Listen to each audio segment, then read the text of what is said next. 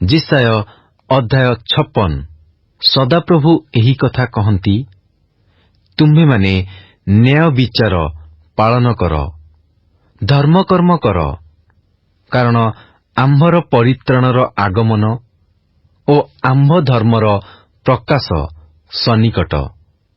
जेउ मनुष्य एहा करे ओ जेउ मनुष्य संतान एहा दृढ़ रूपे अवलंबन करे, जे विश्राम बार पालन करी ताहा असुचि न करे ओ सबु प्रकार कुकर्मरु आपणा हस्तकु निवारण करे, से धन्य। निश्चय सदाप्रभु आपणा लोकमानंक ठारू मते पृथक करिवे। एहा सदाप्रभुंक ठारे आसक्त विदेशी लोक न कहू, अथवा देख मु गोटे शुष्क वृक्ष, एहा नपुंसक न कहू, कारण नपुंसक मानक विषय सदाप्रभु एही कथा कहती, जेउमाने आम्भर विश्राम दिन पालन करती ओ आम्भर तुष्टिकर विषय मनोनीत करती ओ आम्भर नियम अवलंबन करती, सेमानंकु आम्भे आम्भ गृह मध्यरे ओ आम्भ प्राचीर भितरे पुत्र कन्या अपेक्षा उत्तम स्मरणार्थक स्तंभ ओ नाम देबा। आम्भे सेमानंकु अनंत काल स्थायी नाम देबा, ताहा कटा हेब नाही। आहुरी जेउ विदेशीय माने सदाप्रभुंकर परिचर्या करिबा पई ओ सदाप्रभुंक नामकु प्रेम करिबा पई ओ ताहांकर दास हेबा निमंते सदाप्रभुंकठारे आसक्त हुअंती, अर्थात जेउ माने विश्राम दिन पालन करी ताहा असुचि न करती ओ आम्भर नियम अवलंबन करती, से समस्तंकु आम्भे आपणा पवित्र पर्वतकु आनिबा ओ आम्भर प्रार्थना गृहरे सेमानंकु आनंदित करिबा। सेमानंकर होमबळी ओ प्रायश्चित बळी सबु आम्भ यज्ञवेदी उपरे ग्राह्य हेब, कारण आम्भर गृह सर्वगोष्ठीय लोकंकर प्रार्थना गृह बोली विख्यात हेब, जे इस्राएल रो दूरीकृत लोकंकु संग्रह करती, सेही प्रभु सदाप्रभु कहती, ताहार संगृहीत निज लोक छड़ा आम्भे आउ लोकमानंकु ताहा निकटरे संग्रह करिबा। हे क्षेत्रस्थ पशु सबु, हे वनस्थ समस्त पशु, तुम्हे माने ग्रास करिबाकु आस। ताहार प्रहरीगण अंध, से समस्ते ज्ञानहीन, से समस्ते घुंगा कुकुर, से माने भुक्की पारंती नाही, से माने स्वप्नदर्शी निद्रालु, ढुलाइबाकु सुख पांती। आहुरी सेही कुकुर माने पेटुक, से माने केबे तृप्त नुहंती। आउ एमाने विवेचना शक्ति शून्य पालक, से समस्ते चारिआडरू आपणा आपणा लाभ चेष्टारे आपणा आपणा बाट आड़े फेरिअछंती। प्रत्येके कहती, आस आम्भे द्राक्षारस आनिबा ओ आम्भे माने सुरापानरे मत हेबा, पुणी जेपरी आजी सेपरी काली हेब, ताहा अपरिमित महादिन हेब। जिसाय अध्याय 57। धार्मिक लोक विनष्ट हेउछि ओ से विषय केही मनोयोग करुनाही, पुणी उक्त लोक माने निया जाउअछंती। धार्मिक माने जे आसंता विपदरू निया जाउअछंती, एहा केही विवेचना करुनाही। से शांतिरे प्रवेश करे। सरल पथगामी माने प्रत्येके आपणा आपणा शय्यारे विश्राम करती। हे गणिकार पुत्रगण, पारदारिक ओ बेश्यार वंश, ତୁମ୍ଭେମାନେ ନିକଟକୁ ଆସ। ତୁମ୍ଭେମାନେ କାହାକୁ ଉପହାସ କରୁଅଛ? ତୁମ୍ଭେମାନେ କାହା ଆଡ଼େ ମୁଖ ମେଲାଇ ଜିହ୍ୱା ବାହାର କରୁଅଛ? ତୁମ୍ଭେମାନେ କି ଅଧର୍ମର ସନ୍ତାନ ଓ ଅସତ୍ୟତାର ବଂଶ ନୁହଁ? ତୁମ୍ଭେମାନେ ଅଲୋନ୍ ବୃକ୍ଷଗଣ ମଧ୍ୟରେ ପ୍ରତ୍ୟେକ ହରିତପୂର୍ଣ୍ଣ ବୃକ୍ଷ ତଳେ ଆସକ୍ତି ରୂପ ଅନଳରେ ଆପଣାମାନଙ୍କୁ କି ଉତ୍ତପ୍ତ କରୁନାହଁ? ତୁମ୍ଭେମାନେ ନାନା ଉପତ୍ୟକାରେ ଶୈଳଗଣର ଫାଟ ତଳେ ସନ୍ତାନଗଣକୁ କି ବଦ୍ଧ କରୁନାହଁ? ଉପତ୍ୟକାର ଚିକ୍କଣ ପ୍ରସ୍ତର ସକଳ ମଧ୍ୟରେ ତୁମ୍ଭର ଅଂଶ, ସେସବୁ ତୁମ୍ଭର ଅଧିକାର। ଆଉ ସେମାନଙ୍କ ଉଦ୍ଦେଶ୍ୟରେ ତୁମ୍ଭେ ପେୟ ନୈବେଦ୍ୟ ଢାଳିଅଛ, ନୈବେଦ୍ୟ ଉତ୍ସର୍ଗ କରିଅଛ। ଏହିସବୁ ହେତୁରୁ ଆମ୍ଭେ କି ଶାନ୍ତ ହେବା? ଉଚ୍ଚ ଓ ଉନ୍ନତ ପର୍ବତ ଉପରେ ତୁମ୍ଭେ ଆପଣା ଶଯ୍ୟା ପାତିଅଛ। ସେ ସ୍ଥାନକୁ ମଧ୍ୟ ତୁମ୍ଭେ ବଳିଦାନ କରିବା ପାଇଁ ଯାଇଅଛ। ପୁଣି କବାଟ ଓ ଚୌକାଠର ପଛରେ ତୁମ୍ଭେ ତୁମ୍ଭର ସ୍ମରଣାର୍ଥକ ସ୍ତମ୍ଭ ସ୍ଥାପନ କରିଅଛ, କାରଣ ତୁମ୍ଭେ ଆମ୍ଭ ଛଡ଼ା ଅନ୍ୟ ପ୍ରତି ଆପଣାକୁ ଅନାବୃତ କରି ଉପରକୁ ଯାଇଅଛ। ତୁମ୍ଭେ ଆପଣା ଶଯ୍ୟା ବଢ଼ାଇ ସେମାନଙ୍କ ସଙ୍ଗେ ନିୟମ କରିଅଛ। ତୁମ୍ଭେ ଯେଉଁଠାରେ ସେମାନଙ୍କ ଶଯ୍ୟା ଦେଖିଲ, ତାହା ଭଲ ପାଇଅଛ। ପୁଣି ତୁମ୍ଭେ ତୈଳ ଘେନି ରାଜା ନିକଟକୁ ଯାଇଅଛ, ଆପଣା ସୁଗନ୍ଧି ଦ୍ରବ୍ୟ ବୃଦ୍ଧି କରିଅଛ। ଆଉ ତୁମ୍ଭେ ଦୂର ଦେଶକୁ ଆପଣା ଦୂତଗଣ ପଠାଇଅଛ ଓ ପାତାଳ ପର୍ଯ୍ୟନ୍ତ ଆପଣାକୁ ଅଧମ କରିଅଛ। ତୁମ୍ଭେ ଆପଣା ମାର୍ଗର ଦୀର୍ଘତା ହେତୁ କ୍ଳାନ୍ତ ହୋଇଥିଲ, ତଥାପି ଆଉ ଭରସା ନାହିଁ ବୋଲି କହିଲ ନାହିଁ। ତୁମ୍ଭର ବଳ ସତେଜ ହେଲା ବୋଲି ବୋଧ ପାଇଲ, ଏଥିପାଇଁ ତୁମ୍ଭେ କ୍ଳାନ୍ତ ହେଲ ନାହିଁ। ପୁଣି କାହାର ସକାଶୁ ତୁମ୍ଭେ ଏପରି ତ୍ରାସଯୁକ୍ତା ଓ ଭୀତା ହୋଇଅଛ ଯେ ତୁମ୍ଭେ ମିଥ୍ୟା କହୁଅଛ ଓ ଆମ୍ଭକୁ ସ୍ମରଣ କରିନାହଁ? କିଏ ବା ଆପଣା ମନ ତହିଁରେ ଦେଇନାହଁ? ଆମ୍ଭେ କି ଦୀର୍ଘକାଳ ନୀରବ ରହିନାହୁଁ? ତେଣୁ ତୁମ୍ଭେ କି ଆମ୍ଭକୁ ଭୟ କରୁନାହଁ? ଆମ୍ଭେ ତୁମ୍ଭର ଧାର୍ମିକତା ପ୍ରକାଶ କରିବା, ପୁଣି ତୁମ୍ଭର କର୍ମ ସକଳ ତୁମ୍ଭର ଉପକାରୀ ନୋହିବ। ତୁମ୍ଭେ ଯେଉଁମାନଙ୍କୁ ସଂଗ୍ରହ କରିଅଛ, ସେମାନେ ତୁମ୍ଭେ କାନ୍ଦିବା ବେଳେ ଉଦ୍ଧାର କରନ୍ତୁ, ମାତ୍ର ବାୟୁ ସେମାନଙ୍କୁ ଉଡ଼ାଇ ନେବ। ଏକ ନିଶ୍ୱାସ ସେ ସମସ୍ତଙ୍କୁ ନେଇଯିବ। କିନ୍ତୁ ଯେଉଁ ଲୋକ ଆମ୍ଭର ଶରଣ ନିଏ, ସେ ଦେଶ ଅଧିକାର କରିବ ଓ ଆମ୍ଭ ପବିତ୍ର ପର୍ବତର ଅଧିକାରୀ ହେବ। ଆଉ ସେ କହିବେ, ତୁମ୍ଭେମାନେ ଉଚ୍ଚ କର, ଉଚ୍ଚ କର, ପଥ ପ୍ରସ୍ତୁତ କର। ଆମ୍ଭ ଲୋକମାନଙ୍କ ପଥରୁ ବିଘ୍ନ ଦୂର କର।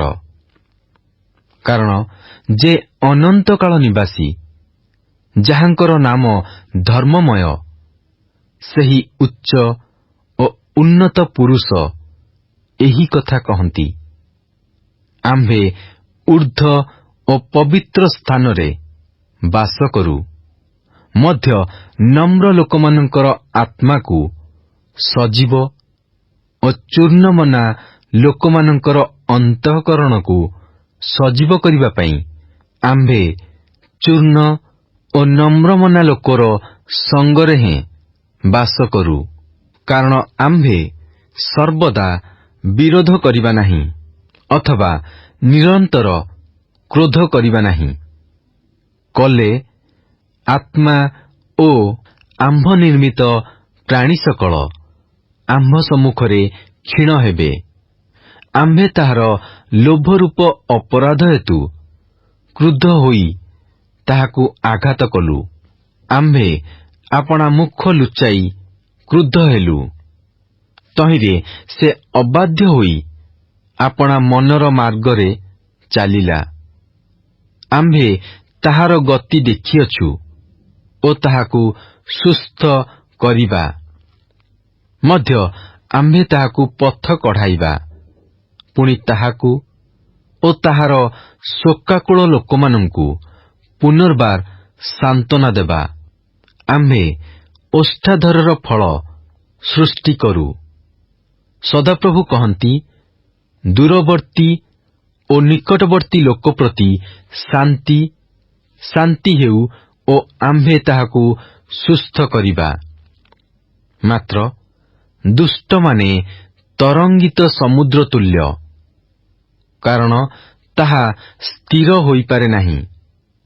ଆଉ ତହିଁର ଜଳରେ ପଙ୍କ ଓ କାଦୁଅ ଉଠେ। ଆମ୍ଭର ପରମେଶ୍ୱର କହନ୍ତି, ଦୁଷ୍ଟମାନଙ୍କର କିଛି ହିଁ ଶାନ୍ତି ନାହିଁ। ଯିଶାୟ ଅଧ୍ୟାୟ 58। ମୁକ୍ତ କଣ୍ଠରେ ଘୋଷଣା କର, ସ୍ୱର ଊଣା କର ନାହିଁ। ତୁରୀ ପରି ଆପଣା ରବ ଉଠାଅ। ଆମ୍ଭ ଲୋକମାନଙ୍କୁ ସେମାନଙ୍କ ଅଧର୍ମ ଓ ଯାକୁବ ବଂଶକୁ ସେମାନଙ୍କ ପାପ ସବୁ ଜଣାଅ। ତଥାପି ସେମାନେ ପ୍ରତିଦିନ ଆମ୍ଭର ଅନ୍ୱେଷଣ କରନ୍ତି ଓ ଆମ୍ଭ ପଥ ବିଷୟ ଜାଣିବାକୁ ସନ୍ତୁଷ୍ଟ ହୁଅନ୍ତି।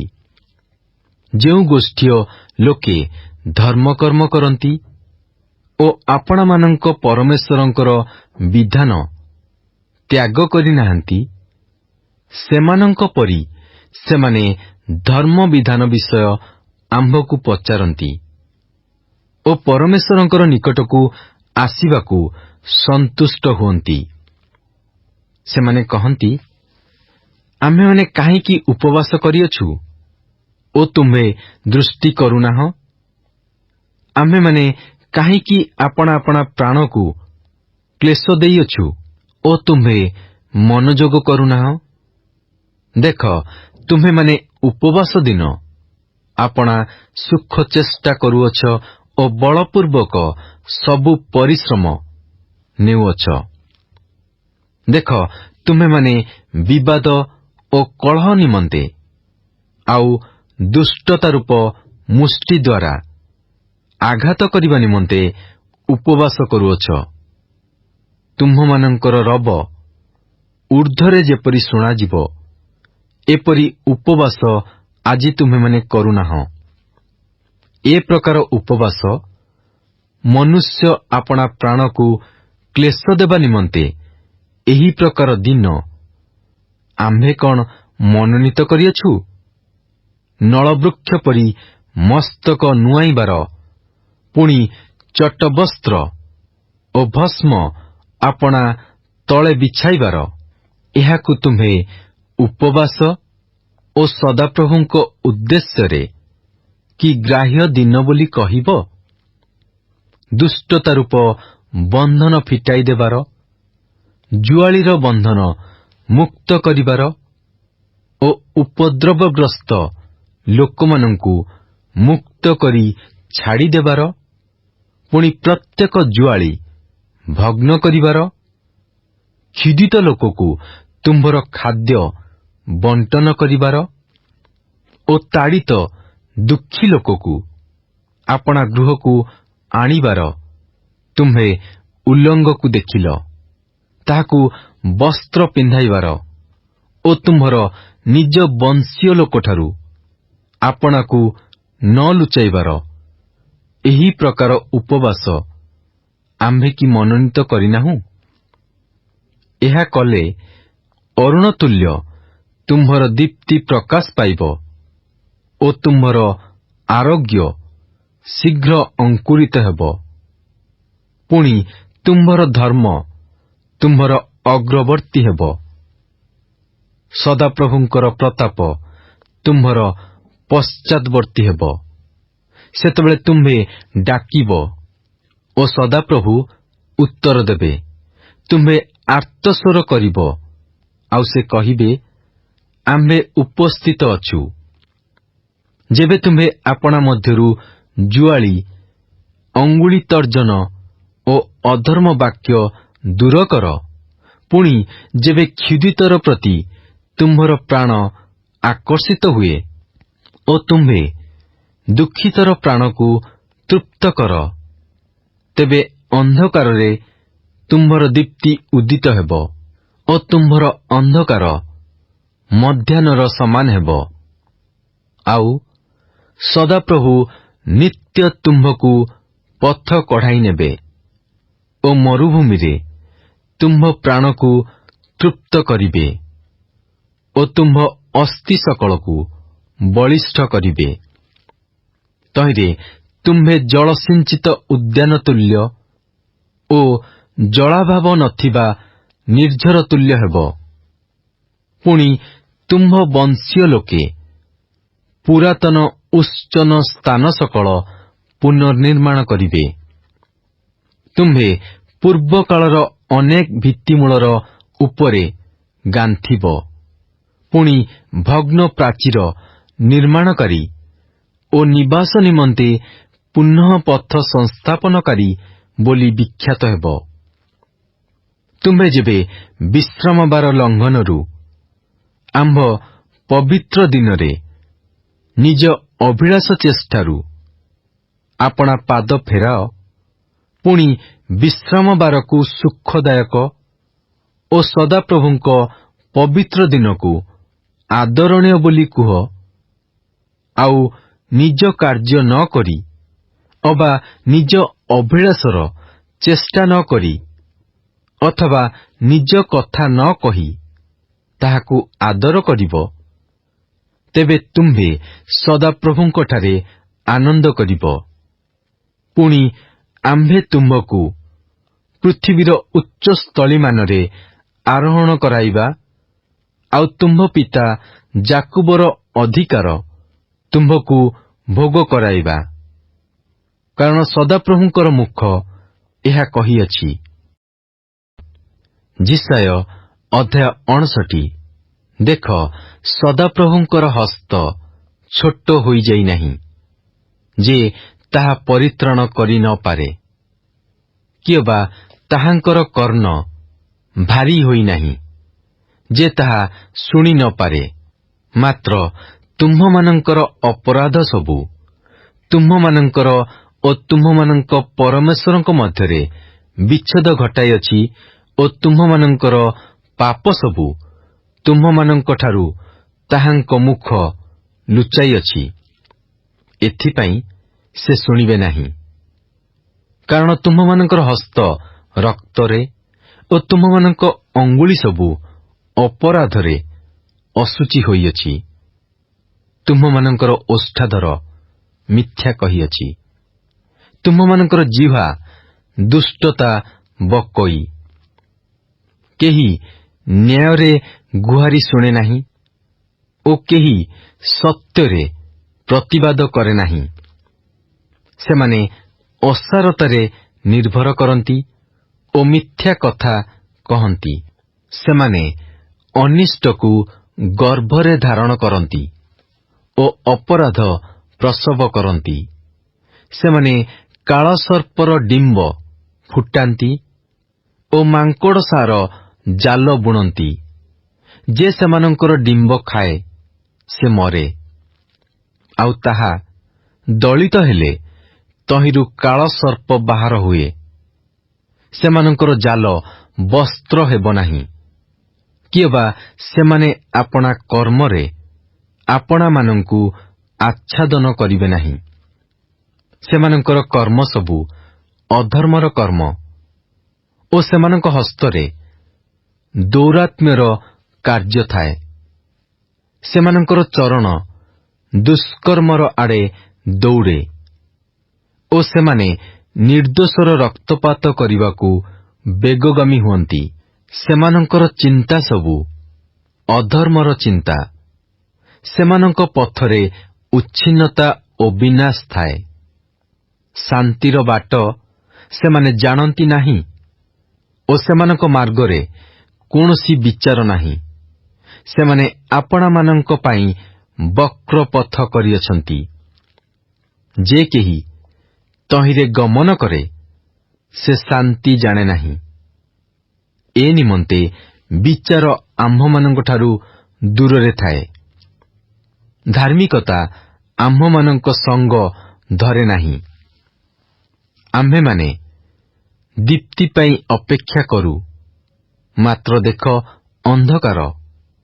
ଆଲୁଅର ଅପେକ୍ଷା କରୁ, ମାତ୍ର ଆମ୍ଭେମାନେ ଅନ୍ଧାରରେ ଭ୍ରମଣ କରୁ। ଆମ୍ଭେମାନେ ଅନ୍ଧ ଲୋକ ପରି କାନ୍ଥ ପାଇଁ ଦରାଣ୍ଡି ହେଉ। ହଁ, ଚକ୍ଷୁହୀନ ଲୋକମାନଙ୍କ ପରି ଆମ୍ଭେମାନେ ଦରାଣ୍ଡି ହେଉ। ଆମ୍ଭେମାନେ ସନ୍ଧ୍ୟାବେଳ ପରି ମଧ୍ୟାହ୍ନ କାଳରେ ଝୁଣ୍ଟି ପଡୁ। ଆମ୍ଭେମାନେ ହୃଷ୍ଟପୁଷ୍ଟ ଲୋକଙ୍କ ମଧ୍ୟରେ ମୃତ ଲୋକଙ୍କ ପରି ଅଛୁ। ଆମ୍ଭେ ସମସ୍ତେ ଭଲ୍ଲୁକର ନ୍ୟାୟ ଗର୍ଜନ କରୁ ଓ ଘୁଘୁ ପରି ଅତିଶୟ ବିଳାପ କରୁ। ଆମ୍ଭେମାନେ ବିଚାରର ଅପେକ୍ଷା କରୁ, ମାତ୍ର ତାହା ନାହିଁ। ପରିତ୍ରାଣର ଅପେକ୍ଷା କରୁ, ମାତ୍ର ତାହା ଆମ୍ଭମାନଙ୍କଠାରୁ ଦୂରରେ ଅଛି। କାରଣ ତୁମ୍ଭ ସାକ୍ଷାତରେ ଆମ୍ଭମାନଙ୍କର ଅଧର୍ମ ବୃଦ୍ଧି ପାଇଅଛି ଓ ଆମ୍ଭମାନଙ୍କର ପାପ ଆମ୍ଭମାନଙ୍କ ବିରୁଦ୍ଧରେ ସାକ୍ଷ୍ୟ ଦେଉଅଛି। ଯେହେତୁ ଆମ୍ଭମାନଙ୍କର ଅଧର୍ମ ସବୁ ଆମ୍ଭମାନଙ୍କ ସଙ୍ଗେ ସଙ୍ଗେ ଅଛି ଓ ଆମ୍ଭମାନଙ୍କର ଅପରାଧ ସବୁ ଆମ୍ଭେମାନେ ତ ଜାଣୁ, ତାହା ଅପରାଧ ଓ ସଦାପ୍ରଭୁଙ୍କୁ ଅସ୍ୱୀକାର କରିବା ଓ ଆମ୍ଭମାନଙ୍କ ପରମେଶ୍ୱରଙ୍କ ପଶ୍ଚାଦ୍ଗମନରୁ ବିମୁଖ ହେବା, ଉପଦ୍ରବ ଓ ରାଜଦ୍ରୋହର କଥା କହିବା, ମିଥ୍ୟା କଥା ଧାରଣ କରି ଅନ୍ତଃକରଣରୁ ବାହାର କରିବାର ଅଟେ। ଏଥିପାଇଁ ବିଚାର ପଛକୁ ହଟିଯାଇଅଛି ଓ ଧର୍ମ ଦୂରରେ ଠିଆ ହେଉଅଛି। ଛକ ସ୍ଥାନରେ ସତ୍ୟତାର ପତନ ହୋଇଅଛି ଓ ସରଳତା ପ୍ରବେଶ କରିପାରୁନାହିଁ। ହଁ, ସତ୍ୟତାର ଅଭାବ ହୋଇଅଛି ଓ ଯେ ଦୁଷ୍କର୍ମ ତ୍ୟାଗ କରେ ସେ ଆପଣାକୁ ଲୁଟ୍ ସ୍ୱରୂପ କରେ। ପୁଣି ସଦାପ୍ରଭୁ ଏହା ଦେଖିଲେ, ଆଉ ନ୍ୟାୟ ବିଚାର ନ ଥିବାରୁ ଅସନ୍ତୁଷ୍ଟ ହେଲେ। ଆହୁରି ସେ ଦେଖିଲେ ଯେ କୌଣସି ପୁରୁଷ ବର୍ତ୍ତମାନ ନାହିଁ, ପୁଣି ମଧ୍ୟସ୍ଥ କେହି ନାହିଁ ବୋଲି ଚମତ୍କୃତ ହେଲେ। ଏହେତୁ ତାହାଙ୍କର ନିଜ ବାହୁ ତାହାଙ୍କ ନିମନ୍ତେ ପରିତ୍ରାଣ ସାଧନ କଲା ଓ ତାହାଙ୍କର ଧାର୍ମିକତା ହିଁ ତାହାଙ୍କୁ ଧରି ରଖିଲା। ପୁଣି ସେ ବୁକୁପଟା ରୂପେ ଧାର୍ମିକତା ଓ ପରିତ୍ରାଣର ଟୋପର ଆପଣାର ମସ୍ତକରେ ପିନ୍ଧିଲେ, ଆଉ ସେ ପ୍ରତିଶୋଧ ରୂପ ବସ୍ତ୍ର ପରିଧାନ କଲେ ଓ ଉତ୍ତରୀୟ ବସ୍ତ୍ର ରୂପେ ଉଦ୍ଯୋଗ ରୂପ ବସ୍ତ୍ର ପିନ୍ଧିଲେ। ସେମାନଙ୍କର କର୍ମ ପ୍ରମାଣେ ସେ ଆପଣା ବିପକ୍ଷମାନଙ୍କୁ ପ୍ରଚଣ୍ଡ କୋପରୂପ ପ୍ରତିଦାନ ଓ ଆପଣା ଶତ୍ରୁମାନଙ୍କୁ ପ୍ରତିଫଳ ଦେବେ। ଦ୍ୱୀପ ସମୂହକୁ ପ୍ରତିଫଳ ଦାନ କରିବେ। ତହିଁରେ ଲୋକମାନେ ପଶ୍ଚିମ ଦିଗରୁ ସଦାପ୍ରଭୁଙ୍କ ନାମକୁ ଓ ସୂର୍ଯ୍ୟୋଦୟ ସ୍ଥାନରୁ ଲୋକମାନେ ତାହାଙ୍କର ପ୍ରତାପକୁ ଭୟ କରିବେ। କାରଣ ସଦାପ୍ରଭୁଙ୍କ ନିଶ୍ୱାସରେ ଚାଳିତ ପ୍ରବଳ ସ୍ରୋତ ପରି ସେ ମାଡ଼ି ଆସିବେ। ପୁଣି ସଦାପ୍ରଭୁ କହନ୍ତି, ସିଓନକୁ ଓ ଯାକୁବ ମଧ୍ୟରେ ଯେଉଁମାନେ ଅଧର୍ମରୁ ଫେରନ୍ତି ସେମାନଙ୍କ ନିକଟକୁ ଏକ ମୁକ୍ତିଦାତା ଆସିବେ। ନିଜ ବିଷୟରେ ସଦାପ୍ରଭୁ କହନ୍ତି, ସେମାନଙ୍କ ସହିତ ଆମ୍ଭର ନିୟମ ଏହି, ଆମ୍ଭର ଯେଉଁ ଆତ୍ମା ତୁମ୍ଭ ଉପରେ ଅଧିଷ୍ଠାନ କରନ୍ତି ଓ ଆମର ଯେ ସକଳ ବାକ୍ୟ ଆମ୍ଭେ ତୁମ୍ଭ ମୁଖରେ ରଖିଅଛୁ, ତାହା ତୁମ୍ଭ ମୁଖରୁ ଓ ତୁମ୍ଭ ବଂଶ ମୁଖରୁ ଓ ତୁମ୍ଭ ବଂଶୋତ୍ପନ୍ନ ବଂଶର ମୁଖରୁ ଆଜିଠାରୁ ଅନନ୍ତ କାଳ ପର୍ଯ୍ୟନ୍ତ ଦୂର କରାଯିବ ନାହିଁ। ଏହା ସଦାପ୍ରଭୁ କହନ୍ତି। ଯିଶାୟ ଅଧ୍ୟାୟ 60। ଉଠ, ଦୀପ୍ତିମତୀ ହୁଅ, କାରଣ ତୁମ୍ଭର ଦୀପ୍ତି ଉପସ୍ଥିତ ଓ ସଦାପ୍ରଭୁଙ୍କର ପ୍ରତାପ ତୁମ୍ଭ ଉପରେ ଉଦିତ ହୋଇଅଛି। କାରଣ ଦେଖ, ଅନ୍ଧକାର ପୃଥିବୀକି ଓ ଘୋର ଅନ୍ଧକାର ଗୋଷ୍ଠୀ ବର୍ଗଙ୍କୁ ଆଚ୍ଛନ୍ନ କରିବ। ମାତ୍ର ତୁମ୍ଭ ଉପରେ ସଦାପ୍ରଭୁ ଉଦିତ ହେବେ ଓ ତାହାଙ୍କର ପ୍ରତାପ ତୁମ୍ଭ ଉପରେ ଦେଖାଯିବ। ପୁଣି ଅନ୍ୟ ଦେଶୀୟମାନେ ତୁମ୍ଭର ଦୀପ୍ତି ନିକଟକୁ ଓ ରାଜଗଣ ତୁମ୍ଭ ଅରୁଣୋଦୟର ଆଲୁଅ ନିକଟକୁ ଆସିବେ। ତୁମ୍ଭେ ଅନାଇ ଚତୁର୍ଦିଗ ଦେଖ, ସେ ସମସ୍ତେ ଏକତ୍ର ହେଉଅଛନ୍ତି। ସେମାନେ ତୁମ୍ଭ ନିକଟକୁ ଆସୁଅଛନ୍ତି। ତୁମ୍ଭର ପୁତ୍ରଗଣ ଦୂରରୁ ଆସିବେ ଓ ତୁମ୍ଭର କନ୍ୟାଗଣ କକ୍ଷରେ ଅଣାଯିବେ। ସେତେବେଳେ ତୁମ୍ଭେ ତାହା ଦେଖି ଦୀପ୍ତିମାନ ହେବ ଓ ତୁମ୍ଭର ହୃଦୟ ଧୁକୁ ଧୁକୁ ହୋଇ ପ୍ରଫୁଲ୍ଲିତ ହେବ। କାରଣ ସମୁଦ୍ରର ଦ୍ରବ୍ୟରାଶି ତୁମ୍ଭ ଆଡ଼େ ଫେରାଯିବ। ଅନ୍ୟ ଦେଶୀୟମାନଙ୍କର ସମ୍ପତ୍ତି ତୁମ୍ଭ ନିକଟକୁ ଆସିବ। ଅପାର ଉଷ୍ଟ୍ର, ମିଦିୟନ ଓ ଐଫାର ଦ୍ରୁତଗାମୀ ଉଷ୍ଟ୍ର ତୁମ୍ଭକୁ ଆବୃତ କରିବେ। ସେସବୁ ଶିବା ଦେଶରୁ ଆସିବେ। ସେମାନେ ସୁବର୍ଣ୍ଣ ଓ କୁନ୍ଦୁରୁ ଆଣିବେ ଓ ସଦାପ୍ରଭୁଙ୍କର ପ୍ରଶଂସା ପ୍ରଚାର କରିବେ। କେଦରର ସମଗ୍ର ମେଷପଲ ତୁମ୍ଭ ନିକଟରେ ଏକତ୍ରୀକୃତ ହେବେ। ନବାୟତ୍ର ମେଷଗଣ ତୁମ୍ଭର ପରିଚର୍ଯ୍ୟା କରିବେ। ସେମାନେ ସୁଗ୍ରାହ୍ୟ ହୋଇ ଆମ୍ଭ ଯଜ୍ଞବେଦୀର ଉପରକୁ ଆସିବେ। ପୁଣି ଆମ୍ଭେ ଆପଣାର ଭୂଷଣ ସ୍ୱରୂପ ଗୃହକୁ ଭୂଷିତ କରିବା। ମେଘର ନ୍ୟାୟ ଓ ଆପଣା ଆପଣା ଭାଡ଼ିକୁ ଉଡ଼ନ୍ତା କପୋତଗଣର ନ୍ୟାୟ ଉଡ଼ି ଆସୁଅଛନ୍ତି ଯେ ଏମାନେ କିଏ? ନିଶ୍ଚୟ ଦ୍ୱୀପ ସମୂହ ଆମ୍ଭର ଅପେକ୍ଷା କରିବେ। ପୁଣି ତର୍ସିସ୍ର ଜାହାଜ ସକଳ ଅଗ୍ରଗାମୀ ହୋଇ ଆପଣା ଆପଣା ସଙ୍ଗରେ ସେମାନଙ୍କର ରୌପ୍ୟ ଓ ସୁବର୍ଣ୍ଣ ନେଇ ତୁମ୍ଭ ସନ୍ତାନଗଣକୁ ଦୂରରୁ ଆଣି ତୁମ୍ଭ ପରମେଶ୍ୱର ସଦାପ୍ରଭୁଙ୍କ ନାମ ନିମନ୍ତେ ଓ ଇସ୍ରାଏଲର ଧର୍ମସ୍ୱରୂପଙ୍କ ନିମନ୍ତେ ଆସିବେ।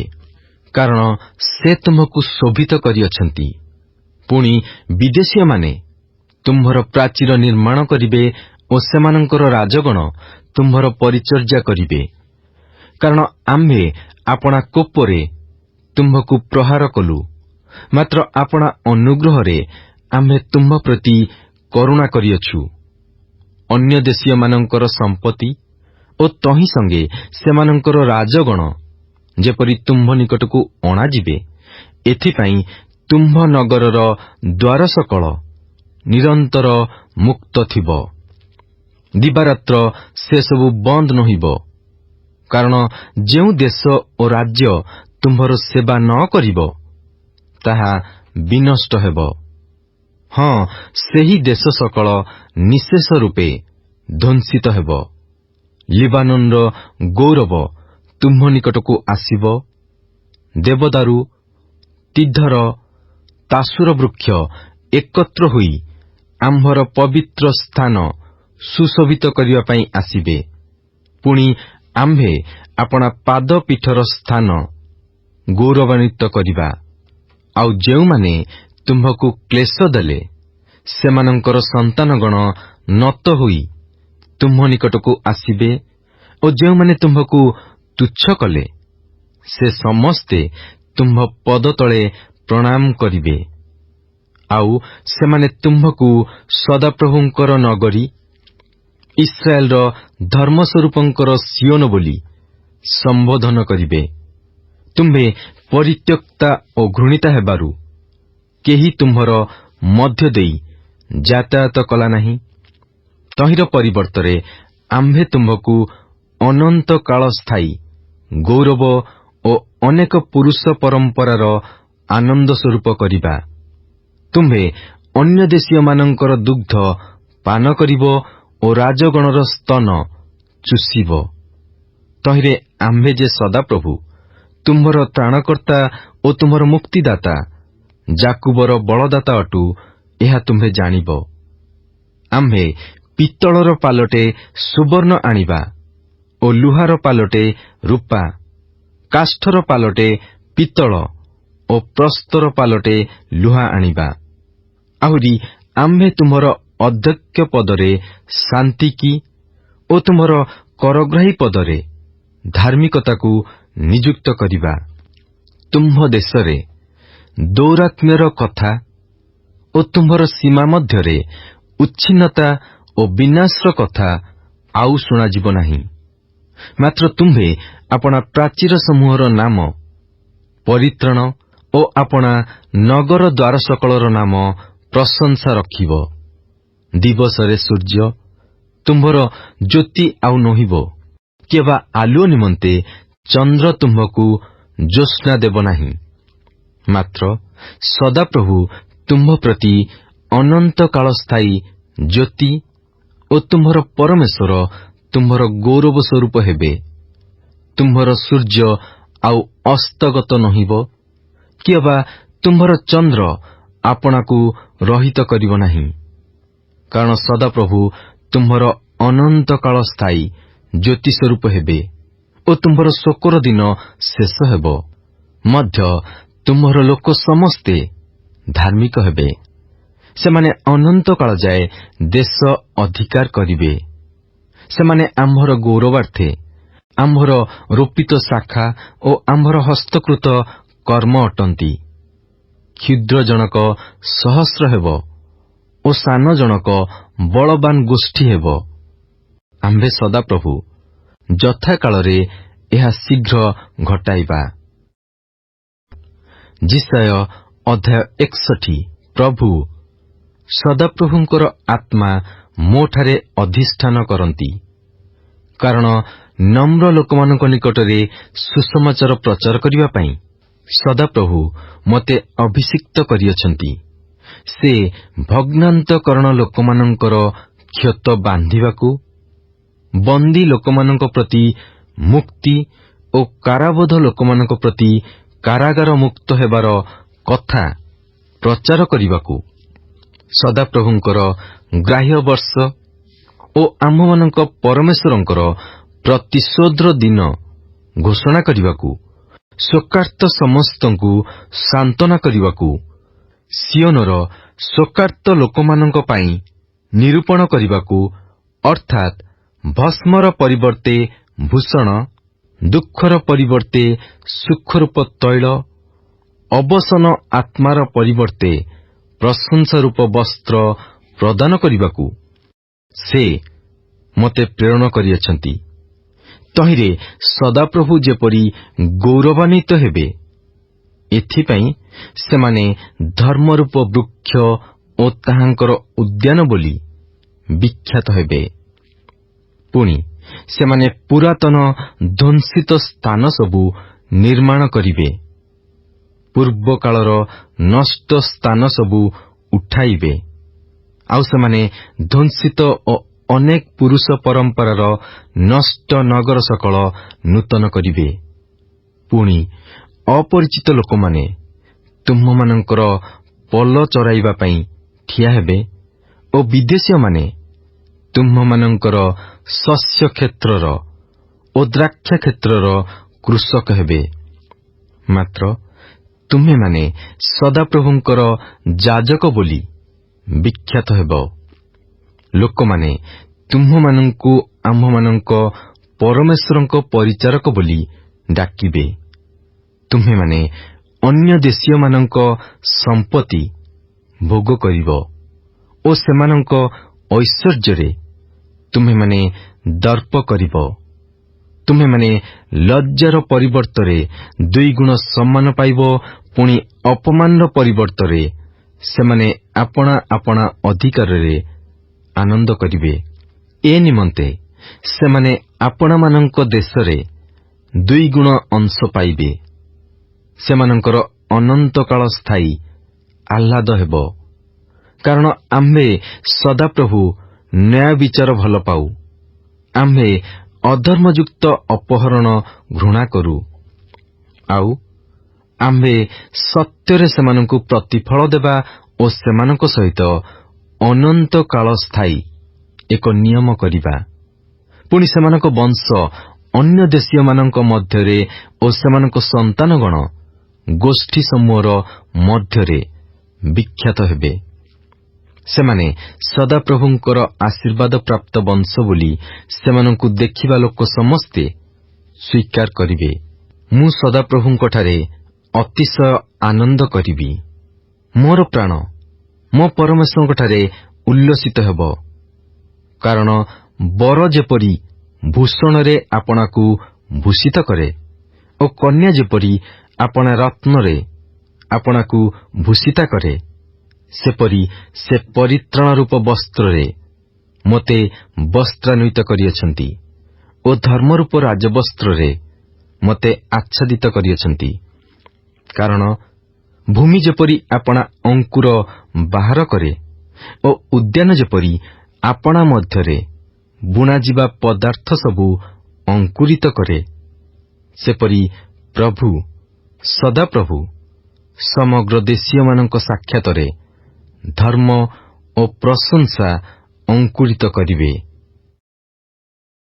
Good morning and praise the Lord. ଆଜି ବାଇବଲ ପଠନ ଦିନ ସଂଖ୍ୟା 110 ମଙ୍ଗଳବାର। ଆଜି ଆମ୍ଭେମାନେ ଯେଶାୟ 56 ପର୍ବ ଠାରୁ 61 ପର୍ବ ପର୍ଯ୍ୟନ୍ତ ପାଠ କରିଅଛୁ। ଆସନ୍ତୁ ପଠିତ ଶାସ୍ତ୍ରାଂଶର ସାରାଂଶକୁ ଚିନ୍ତା କରିବା। ବାଇବଲର ଗତି ହେଉଛି ଦେଶଗୁଡ଼ିକ ପ୍ରତି କାର୍ଯ୍ୟ। ବିଶ୍ୱାସ କଲେ ବିଜାତିମାନେ ସୁଦ୍ଧା ଆଶୀର୍ବାଦ ପାଇବେ ବୋଲି ଏହା ପ୍ରତିଜ୍ଞା କରେ ଓ ଏହା ଆମ୍ଭମାନଙ୍କୁ କୁହେ ଯେ ସମଗ୍ର ଜାତିର ଲୋକମାନେ ପରମେଶ୍ୱରଙ୍କ ଲୋକ ହେବେ। କିନ୍ତୁ ଇସ୍ରାଏଲ ଲୋକମାନେ ଅତିରିକ୍ତ ଭାବରେ ଉଦାସୀନ ଅଟନ୍ତି। ବିଶେଷ କରି ଏହା ନେତାମାନଙ୍କର ସମସ୍ୟା ଅଟେ। ପରମେଶ୍ୱର କୁହନ୍ତି, ଯଦି ତୁମ୍ଭେ ଅନ୍ୟ ଦେଶୀୟ ଲୋକମାନଙ୍କୁ ସଦାପ୍ରଭୁଙ୍କ ନିକଟକୁ ଆଣିବ ନାହିଁ, ତେବେ ଅନ୍ୟ ଦେଶୀୟ ଲୋକମାନେ ତୁମ୍ଭକୁ ଆକ୍ରମଣ କରିବେ। ଈଶ୍ୱର ସେମାନଙ୍କ ଆତ୍ମିକ ବ୍ୟଭିଚାର ଅମୃତ ଉପବାସକୁ ନିନ୍ଦା ବା ଦୋଷାରୋପ କଲେ। ଆମ୍ଭେମାନେ ଯେତେବେଳେ ଅନୁତାପ କରୁ, ଆମ୍ଭେ କ୍ଷମା ଏବଂ ସୁସ୍ଥତା ଓ ଆରାମ ତଥା ବିଶ୍ରାମର ପ୍ରତିଜ୍ଞା ପ୍ରାପ୍ତ ହେଉ। ଯଦିଓ ଲୋକମାନେ ପରମେଶ୍ୱରଙ୍କ ପ୍ରତି ବିଶ୍ୱାସଘାତକତା କରନ୍ତି, ତଥାପି ସଦାପ୍ରଭୁ ଅବ୍ରାହ୍ମଙ୍କ ସହିତ କୃତ ତାହାଙ୍କ ନିୟମକୁ ସ୍ମରଣ କରି ଏକ ନୂତନ ନିୟମର ପ୍ରତିଜ୍ଞା କରନ୍ତି। ସେ ଯେଉଁ ଗୋଟିଏ ବିଷୟ ଯେଶାୟଙ୍କ ଦ୍ୱାରା ବାରମ୍ବାର କୁହନ୍ତି, ତାହା ହେଉଛି ମନ ପରିବର୍ତ୍ତନ କର। ଈଶ୍ୱରଙ୍କ ରାଜ୍ୟ ସନ୍ନିକଟ। ଅଭିଷିକ୍ତ ମସିହ ବା ଖ୍ରୀଷ୍ଟଙ୍କ ବିଷୟରେ ଏଠାରେ ଭାବବାଣୀ କରାଯାଇଛି। ଯେଉଁ ଦିନରେ ସୁସମାଚାର ଘୋଷଣା କରାଯାଏ, ଅସୁସ୍ଥ ଲୋକମାନେ ସୁସ୍ଥତା ଲାଭ କରନ୍ତି ଓ ବନ୍ଦୀମାନେ ମୁକ୍ତ ହୁଅନ୍ତି, ତାହା ହେଉଛି ଏକ ଅନୁଗ୍ରହର ଦିନ। ସେହି ଦିନରେ ଯିଏ ଏହି ସମସ୍ତ କର୍ମ କରନ୍ତି, ସେ କୁହନ୍ତି, ତୁମ୍ଭେ ଜାଣିବ ଯେ ସେ ମସିହ ଅଟନ୍ତି। ପରିତ୍ରାଣର ଦିନ ଓ ବିଚାରର ଦିନ ଉପସ୍ଥିତ ହେବ। ଏହା ଥିଲା ଆଜିର ପଠିତ ଶାସ୍ତ୍ରାଂଶର ସାରାଂଶ। ଖ୍ରୀଷ୍ଟଙ୍କଠାରେ ଏକତ୍ର, ଏହା କି ଆଶୀର୍ବାଦର ବିଷୟ ଅଟେ। ପ୍ରଭୁ ଆଜିର ପଠନରେ ଆମ ପ୍ରତ୍ୟେକଙ୍କୁ ଆଶୀର୍ବାଦ କରନ୍ତୁ।